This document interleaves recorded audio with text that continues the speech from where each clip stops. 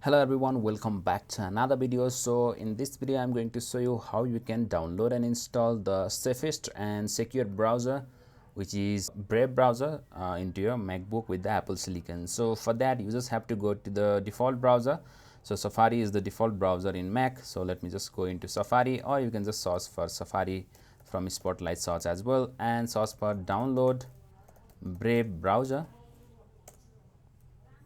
and just go to this first link from brave.com, and you can just click on this download Brave for Mac OS. So just click on that, and once this DMG file is downloaded, let me just click onto this finder and let me just double click onto this DMG file, and let me just drag and drop into the applications. So you can see it's copying from Brave browser to the application. So let me just go into the launchpad and search for Brave.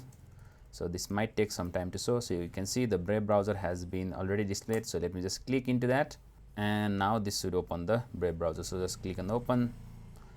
So you can see the Brave browser has been opened. So this is how you install the Brave browser onto your MacBook with the Apple Silicon. Thank you so much for watching. If you like the video, be sure to like, share and subscribe. I will see you in the next one.